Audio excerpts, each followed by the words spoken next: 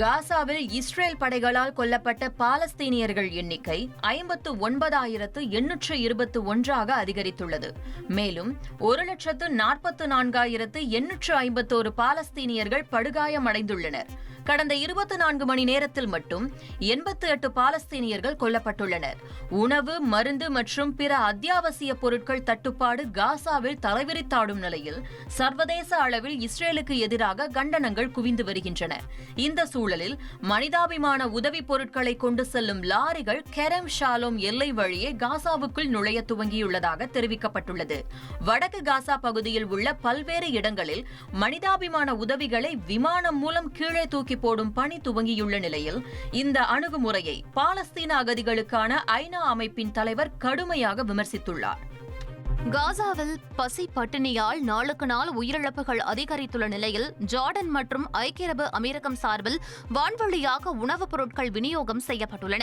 இஸ்ரேலின் தாக்குதலால் சீர்குலைந்துள்ள காசாவில் பொதுமக்கள் பசி பட்டினியால் தொடர்ந்து உயிரிழந்து வருவதற்கு சர்வதேச நாடுகள் கண்டனம் தெரிவித்துள்ளன.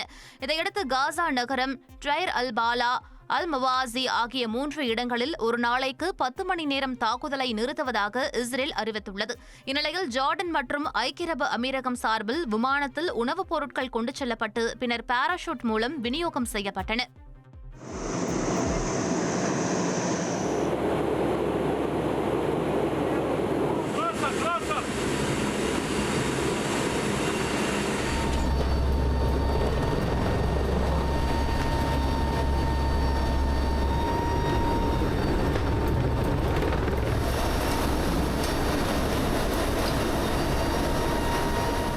தென்கொரியாவுடனான அமைதி அல்லது நட்புறவுக்கான எந்த ஒரு சலுகையிலும் வடகொரியா ஆர்வம் காட்டவில்லை என வடகொரிய அதிபர் கிம் ஜாங் உன்னின் சகோதரி கிம் யோ ஜாங் தெளிவுபடுத்தியுள்ளார்.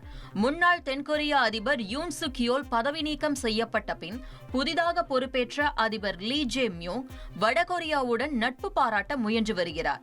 ஆனாலும் வடகொரியா ஒத்துழைப்பு வழங்கவில்லை. இந்த நகர்வுகள் போதாது என தெரிவித்த கிம் யோ ஜாங் அமெரிக்காவுடன் ராணுவ ரீதியான தென்கொரியாவின் கூட்டணியை கடுமையாக விமர்சித்தார். ட்ரெண்ட ஃப்ரெண்ட் ஆக்கிக்கோங்க. தந்தி டிவியின் சப்ஸ்கிரைபர்ஸ் அண்ட் ஃபாலோவர்ஸ் குடும்பத்துல நீங்களும் இணையுங்க.